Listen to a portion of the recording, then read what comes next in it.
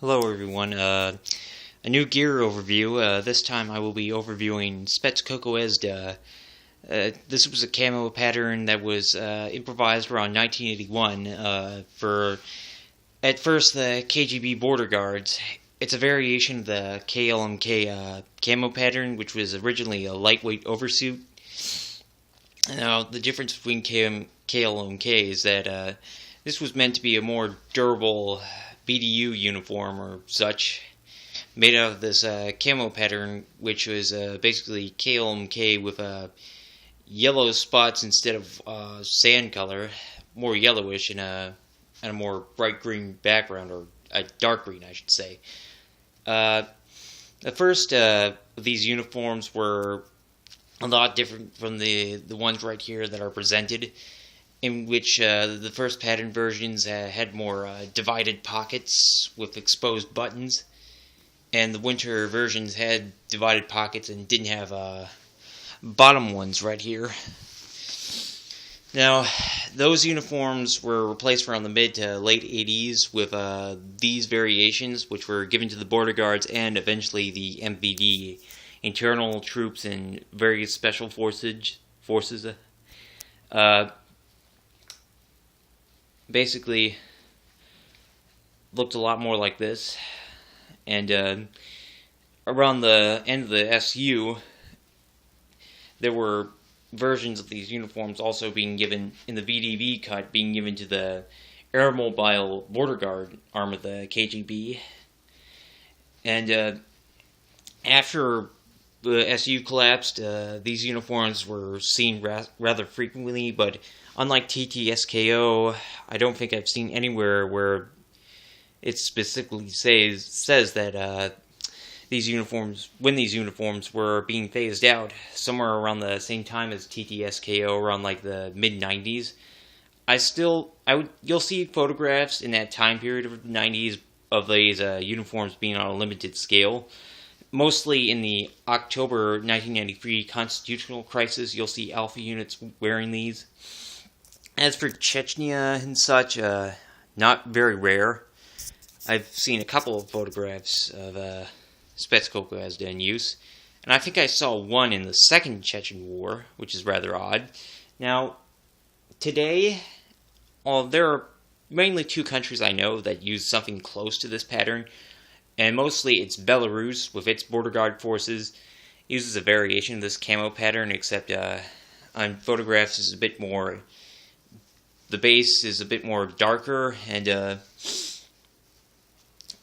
there's also the border guards of Tajikistan that use a variation. Mostly I've seen the summer uniform, and in most photos it does not have these bottom pockets or these arm pockets here. And there was a modern variant in use by Russia at the time. At this time, it's by Zirka. It's a lot more different from like this pattern, and the little shapes here are a bit more digitized. Now, this is also called stair-step pattern. There are cases where people refer to this as a digital pattern, even though there's no evidence to suggest that this was even designed by computer. Now, I'm not going to get too much detail into the uniforms themselves, because they're essentially the same as the khaki Afghanka ones that I have, and I've shown in a previous video. So, essentially, this hat and BDU were the first items I got, and this is probably most likely unused. I got it off Red Alliance, as well as that Cappy there, and fairly unused, like I said. The stamp is not even worn out. It's 50 by 3, dated 1983, and I could tell that it's not barely even used because the buttons could hardly close. As I said, essentially the same to the khaki version I have. Same interior pockets and this strange pocket, which I don't know what that's for. A full crease in the pants for it to make it easier to fold. I got a collar liners attached there. Got two patches to the arms, which I will likely have to remove one of them. And the collar tabs on there.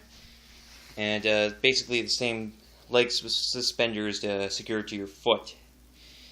And the second Specodezhda item that I got was this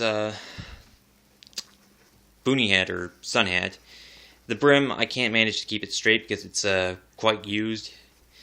And also this was from Red Alliance along with the TTSKO Panama and Kepi that I got.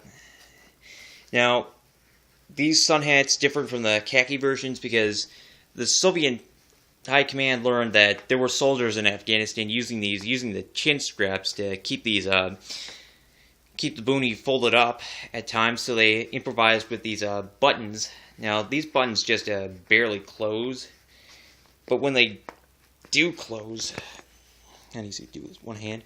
It more or less resembles the Australian kepis or that you would see, Australian Anzac hats that you would see during the First and Second World Wars at times. Now, this bit more involves a lot of extensive sewing job, and it is size 56, dated 1991. And now I'll give a view of the kepi. It's probably the most faded item of all these. I could just barely make out the shapes at times, but I had to add on the star by repainting that brass one and putting it on there. Now, this one is 55, dated 1989.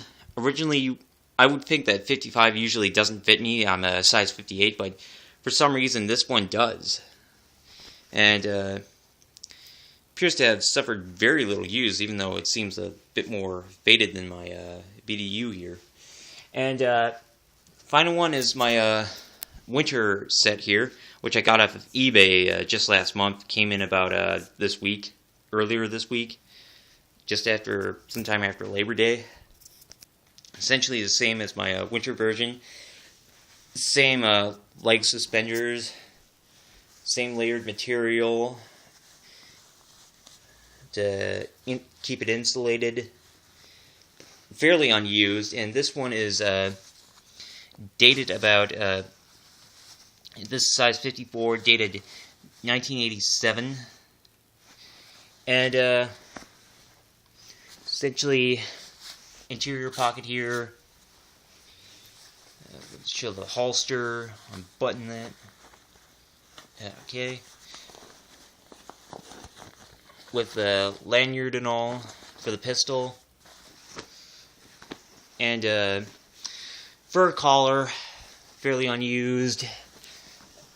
Can be folded together to form sort of a lower face guard in really extreme weather conditions. At least now I'm ready for winter. I've yet to get some form of a patch or patches sewn to this. But essentially, this is Specodezhda. It's almost as rare as TTSKO, but I did think that I was going to do like a comparison to the TTSKO and Specodezhda uniforms a couple months ago. Probably do that maybe within the month, while the weather still allows it. Well, it's still graying out, of course, before it hits fall. But that's pretty much all.